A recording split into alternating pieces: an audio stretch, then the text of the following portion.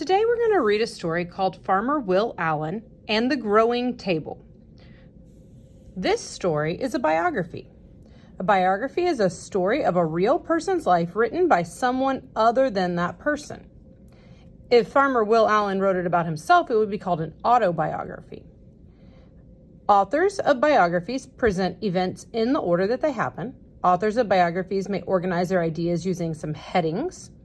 And biographies may include illustrations, those are drawings, that show important events in the person's life. This biography happens to be full of illustrations instead of actual real-life photographs, okay? We're going to look at the author's purpose, the reason why the author wrote the story, and we're going to make predictions. Think about this. If it's a biography, is it fiction or nonfiction? If you said nonfiction, you are correct. Write that down. It is nonfiction. It's real.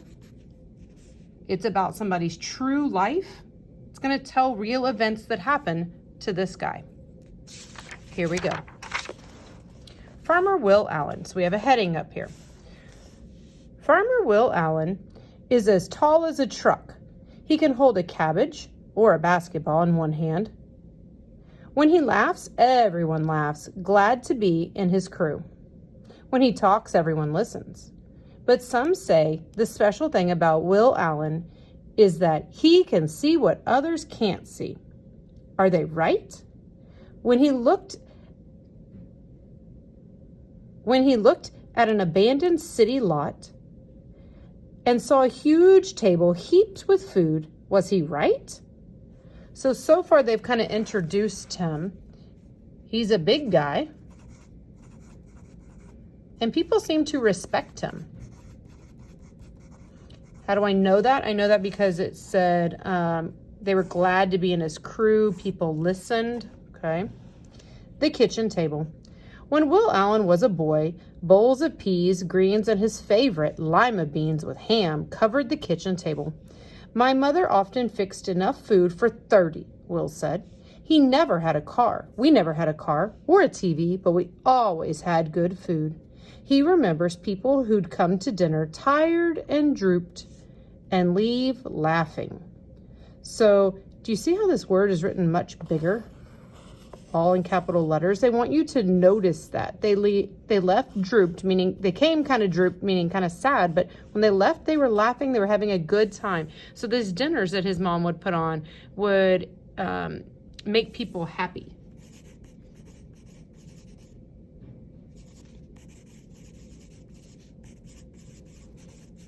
Remember that as you are reading, you are making your jotties or your notes. You're stopping and writing what you're thinking down on the side in your notes section.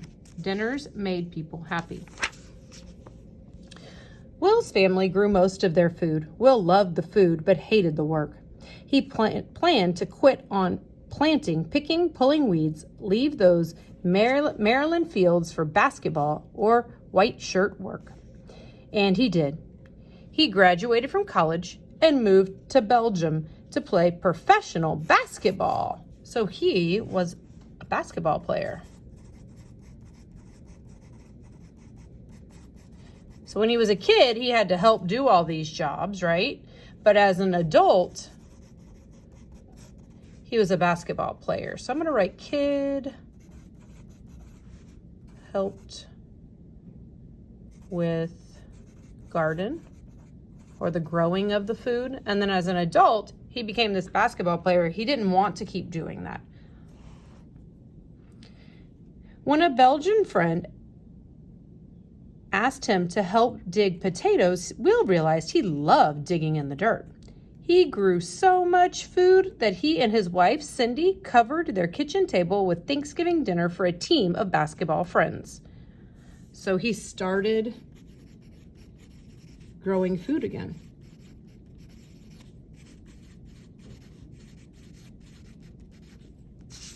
Make sure you're taking your jotties. So we have another heading here. A new kind of farm. When Will was done with basketball, he worked a white shirt job in Wisconsin and found time to grow vegetables on Cindy's parents' land. But Will wanted his own place. He'd seen that fresh vegetables were scarce in the city as trout in the desert. Will believed everyone, everywhere, had a right to good food. So scarce. They had not many fresh vegetables in the city.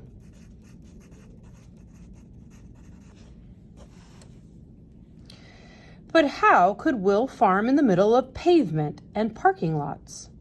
One day, driving in Milwaukee, Will spotted 6 empty greenhouses on a plot of land about the size of a large supermarket for sale. He could see kids who'd never eaten a ripe tomato, never crunched a raw green bean, sitting at his table eating his vegetables. Will Allen bought that city lot. So he buys some land. Okay, I want you to stop and we're going to make a prediction.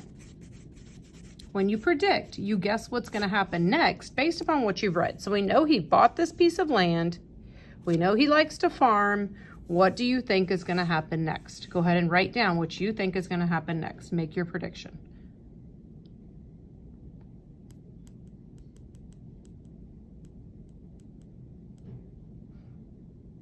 Okay, let's find out if you're right. Another heading, the dirty soil. Will had a start on his table. He had the land, but the table was empty, meaning the land had no food. The problem was Will's soil, dirty with chemicals and pollution. He had no money for machines to dig out the bad soil for truckloads of good soil. What to do? In Belgium, Will had learned to make good soil with food garbage. They called it composting, but he needed lots of garbage. He asked his friends to save food waste, apples, peels, to old zucchinis. Will collected those scraps in big white buckets and dumped them into piles. He added hay, leaves, newspapers, red wiggers, worms, water. Every now and then he turned the piles to get air into the mix. Neighborhood kids stopped by to ask what he was doing. Will told them about the piles and the red wiggler worms that would help the garbage become compost. The kids came back day after day to help. So kids started helping. Okay, so his problem, one problem he had, one conflict he had was that it was bad soil. The resolution is that he's trying to make new soil, right? So let's find out how that resolution turns out. Red wiggler worms, another heading. Then one day, bad news. The red wiggler crew was dying, so his worms were dying. Will and the kids studied worms for 5 years. They learned not to feed the worms too much, and they discovered the best menu for red wigglers. No hot peppers, onions, garlic, lots of watermelon rinds, sweet potatoes, scraps, molasses. Since then, the squirmy crew had stayed hard at work. Will says worm magic is what makes his farm grow. So they studied worms. Okay, so the worms and scraps of food help to make new soil. Let's see if I can squish that in here. Help make new soil. So we had one conflict and one resolution. Another heading, making a bigger table, growing power. Once Will had good soil, he was ready to plant vegetables, but he didn't have much space. How can he grow enough food on a small city's plot? Will Allen looked around. He saw that he had all the space from the soil under his feet to the top of the greenhouses. He hung plant baskets from the ceiling. He grew greens in buckets, greens in rows. He crowded shelves with pots of spinach, chard, lettuce. He grew stacks of tiny salad sprouts in boxes, hundreds of boxes. Will added hop houses to hold more boxes and more long rows of vegetables. He added vats of water and fish to his greenhouses. Wastewater grows the sprouts. The sprouts clean the water for the fish. Fish, water, sprouts work together like a 3-part farm machine.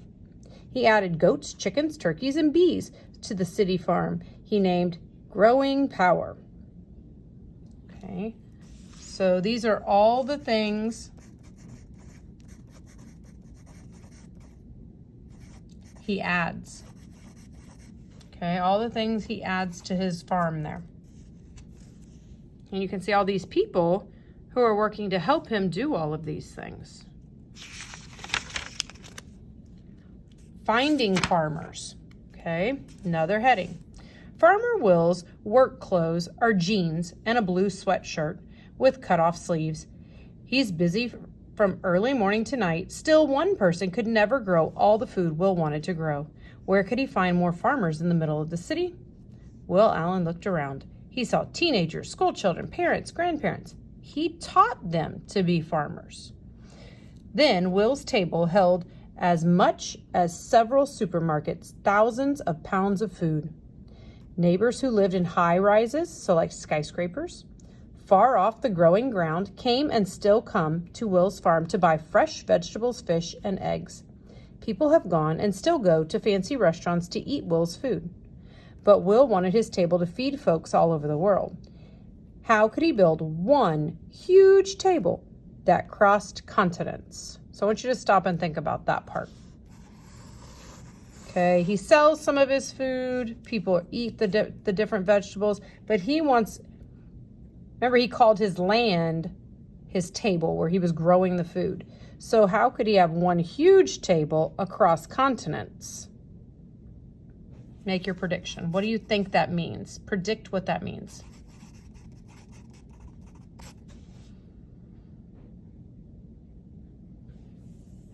Okay, we have another heading. Growing power around the world. Will thought about the problem and the world-sized table. He looked around and saw his many helpers who'd learned to be farmers. He would teach people everywhere to grow food for their own table. So here's our answer to what we were predicting. How is he going to do that? He's going to teach people to grow their own food. Okay, he's going to teach people. That's how he's going to solve his problem. Will Allen began to travel. He has crisscrossed the United States, showing others how to farm in the city. And he has taken his red wigglers to Kenya, to London, all over the world. The world has also come to his Milwaukee farm. 20,000 visitors a year tour the greenhouses, watch goats, snack on greens, and go home planning to start a farm in a city lot, rooftop, or abandoned highway. So to me, Will inspires people.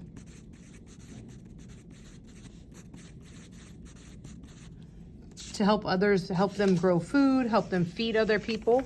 Okay, last page. Will and the 50 million. Is Will Allen done? Never! We need 50 million more people growing food on porches, in pots, in side yards, he says. Will is always looking for new ways to make the table bigger.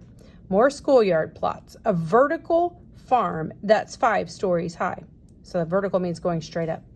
Farms and empty factories or warehouses. Will Allen dreams of a day when city farms are as common as streetlights and every table is covered with good food. Now we have a new one. Your table. Will Allen can see what others can't. When he sees kids, he sees farmers. And when he saw that empty plot of land with those broken down greenhouses, he saw a place he could actually grow food. So that's what that means. When he sees things others can't. Okay, he sees like the good in things. Will you be on Will Allen's crew? Will you grow vegetables for your family, your neighbors, on your porch, on roof, or yard? How big will your table be? So I want you to take a little bit. You're going to answer these 3 questions. Make sure you write your answers in complete sentences. You're going to go back to page 109 and 1 through 111. What are some reasons Farmer Will Allen wanted to start a farm on the land with old empty greenhouses? Then you're going to look at page 114 and 115. What are some ways that Will added space to his small city plot? So how did he add space to where he was farming on that land? What examples support the author's idea that Will can see what others can't see? And we just talked about that over here. Okay, so how does he see something that others can't see?